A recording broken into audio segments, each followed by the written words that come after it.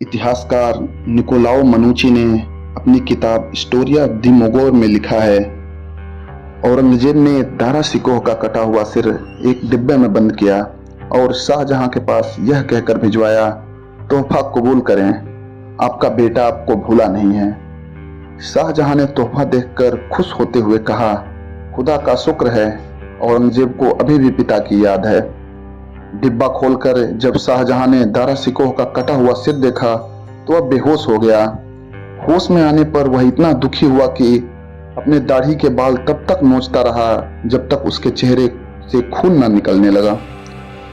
इस कहानी को सुनकर आप लोगों ने अनुमान लगा लिया होगा कि आज हम एक ऐसे मुगल शासक के बारे में बात करेंगे जिसका नाम है अब्दुल मुजफ्फर मुहिउद्दीन मोहम्मद औरंगजेब आलमगीर, जिसे हम आज सिर्फ औरंगजेब के नाम से जानते हैं। नमस्कार, आपका स्वागत है आपके अपने चैनल हिंदुस्तान में। आगे बढ़ने से पहले कृपया हमारे चैनल को अवश्य सब्सक्राइब करें और हमारा मनोबल बढ़ाएं। चलिए शुरू करते हैं।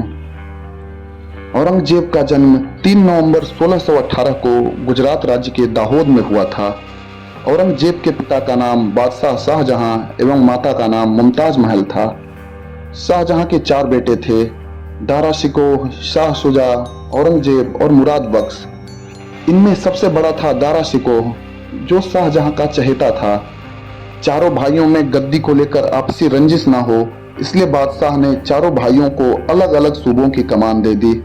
दारा शिकोह को काबुल और मुल्तान का जिम्मा सौंपा गया, शुजा को बंगाल, औरंगजेब को दक्षिण और मुराद बख्श को गुजरात भेज दिया गया।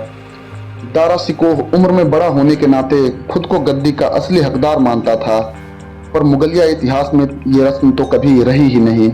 जहांगीर ने अपने बेटे खुसरो को कैद में डलवाया था। खुद शाहजहां ने अपने पिता जहांगीर के खिलाफ विद्रोह किया था, अपनी सौतेली मां को कैद में डलवा दिया था।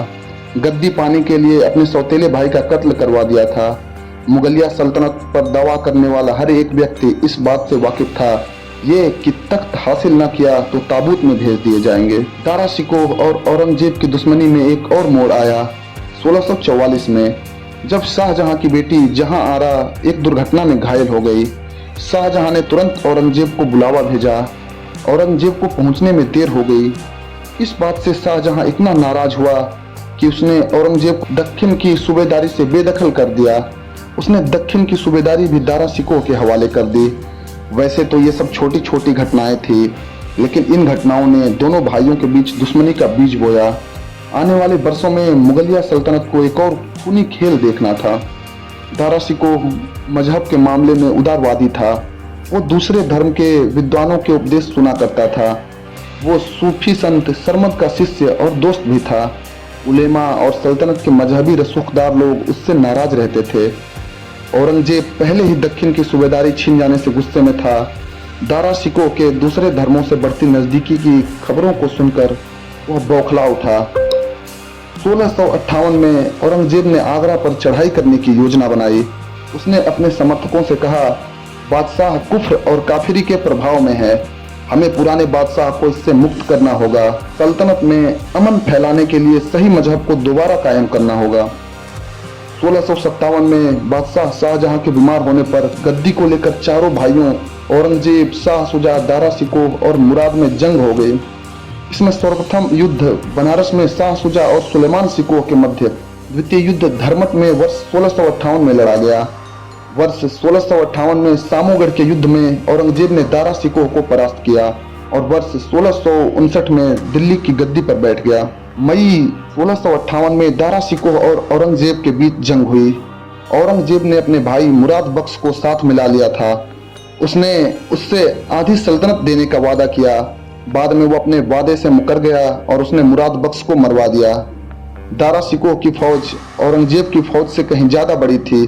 वो औरंगजेब की फौज पर भारी पड़ रही थी, लेकिन कहते हैं कि जंग के दौरान दारा शिकोह से एक गलती हो गई। वो अपने एक मुलाजिम के कहने पर हाथी से उतरकर घोड़े पर बैठ गया। अपने सेना नायक को हाथी पन्ना देखकर अफवाह फैल गई, दारा शिकोह मारा गया। औरंगजेब ने मौका देखते हुए ललकारते हुए कहा, दिली याराना वक्त अस्त, खुदा है, यानी हिम्मत दिखाने का यही वक्त है यारों, खुदा हमारे साथ है। दारा शिकोह ये लड़ाई हार गया। उसे बंदी बना लिया गया। फटे हाल कपड़ों में दारा शिकोह को एक हाथी पर बैठाया गया और पूरे शहर में घुमाया गया। औरंगजेब बचपन की दुश्मनी का बदला ले रहा था। दारा शिकोह को इस हालत में देखकर एक भिखारी चिल्लाया, ऐ दारा शिकोह, देख अपनी हालत। कभी तू इस धरती का मालिक हुआ करता था, मुझे भी कुछ ना कुछ दे ही देता था। आज तेरे पास कुछ भी नहीं है, बता आज क्या देगा। इस पर दारा शिकोह ने अपने शरीर से लिपटा शॉल निकाला और भिखारी की तरफ उछाल दिया। औरंगजेब ने दारा शिकोह को परिवार सहित कैद खाने में डाल दिया। जेल में कैद होकर भी दारा शिकोह एक खतरा था। जनता के एक बड़े हिस्से में उसके समर्थक थे। इतिहासकार निकोलाओ मनुची ने अपनी किताब हिस्टोरिया दो मोगोर में लिखा है, दारा शिकोह को मारने के लिए औरंगजेब ने अपने सैनिक कैद खाने में भेजे। तब दारा अपने बेटे के साथ खाना बना रहा था। सैनिकों ने बड़ी बेरहमी से दारा का गला उसके बेटे के सामने काट डाला। औरंगजेब ने दारा शिकोह का कटा हुआ सिर एक डिब्बे में बंद किया और शाहजहां के पास यह कहकर भिजवाया, तोहफा कबूल करें, आपका बेटा आपको भूला नहीं है। शाहजहां ने तोहफा देखकर खुश होते हुए कहा, खुदा का शुक्र है, औरंगजेब को अभी भी अपने पिता की याद है। डिब्बा खोलकर जब शाहजहां ने दारा शिकोह का कटा हुआ सिर देखा तो वह बेहोश हो गया। होश में आने पर वह इतना दुखी हुआ कि अपने दाढ़ी के बाल तब तक नोचता रहा जब तक उसके चेहरे से खून न निकलने लगा। मनुची आगे बताते हैं, औरंगजेब का दिल अब भी नहीं भरा। उसने दारा शिकोह का धड़ एक मकबरे में दफनाया और सिर को ताजमहल के सामने जमीन में गाड़ दिया। उसने शाहजहां से कहा, जब भी तुम बेगम का मकबरा देखोगे तुम्हें यह भी याद आएगा कि तुम्हारे सबसे प्यारे बेटे का सिर भी वहीं गड़ा हुआ है। छल, धोखे और षड्यंत्र के बल पर खड़ा किया गया औरंगजेब का साम्राज्य के नींव की कच्ची बुनियाद पर ही टिकी हुई थी। यही कारण था औरंगजेब के शासनकाल में भी उसकी धर्मांधता और धार्मिक कट्टरता का प्रभाव देखने को मिला। औरंगजेब के द्वारा सर्वप्रथम हिंदुओं पर लगने वाले जजिया कर को शुरू किया गया। इसके पश्चात विभिन्न त्योहारों एवं आयोजनों पर पाबंदी, संगीत एवं कला पर प्रतिबंध लगाकर राज्य को कुरान एवं शरिया के अनुसार संचालित करना औरंगजेब के शासनकाल का हिस्सा रहा। इसके अतिरिक्त विभिन्न हिंदू मंदिरों को ढहाना एवं अनेक प्रजा विरोधी कार्यों के कारण औरंगजेब को इतिहास के सबसे क्रूरतम एवं कट्टर राजा के रूप में पहचान मिली। इसके अतिरिक्त औरंगजेब ने सिखों के नवे गुरु श्री गुरु तेग बहादुर को अपनी नीतियों का अनुसरण न करने के कारण 1675 में उनका शीश कटवा दिया था। अपने पूरे जीवन काल में औरंगजेब मराठा छत्रपति शिवाजी महाराज से जूझता रहा। अपनी जीवन काल के दौरान औरंगजेब ने छत्रपति शिवाजी महाराज को हराने का पूरा प्रयत्न किया परंतु असफल रहा। इसके अतिरिक्त औरंगजेब की नीतियों के कारण विभिन्न हिंदू राजा भी नाराज थे, जो कि अंततः विद्रोह का कारण बना। औरंगजेब के आदेश पर समय समय पर जिन मंदिरों को गिराया गया था उनमें गुजरात का सोमनाथ मंदिर, काशी विश्वनाथ मंदिर, मथुरा के केशव देव मंदिर, अहमदाबाद का चिंतामणि मंदिर, बीजापुर का मंदिर, मथुरा में राजा मान सिंह द्वारा 1590 में निर्माण कराए गए गोविंद मंदिर आदि प्रसिद्ध हैं। औरंगजेब कुल 88 वर्ष की उम्र तक जिंदा रहा। उसने अपने कई बच्चों की मौतें देखी। अंतिम समय में वो बहुत कमजोर और बीमार था। उसे एहसास हो चुका था कि मुगल शासन का अंत नजदीक है, जिसके बीज उसने खुद ही बोए थे। मरते वक्त उसके आखिरी शब्द थे, आजमा फसाद वक्त, यानी मेरे बाद बस फसाद ही फसाद है। मैं इस दुनिया में अजनबी ही आया और अजनबी ही जा रहा हूँ। अपने अंतिम समय में उसने गुरु मुल्ला सालेह को पत्र लिखा और उसके ऊपर भी बहुत क्रोधित हुआ।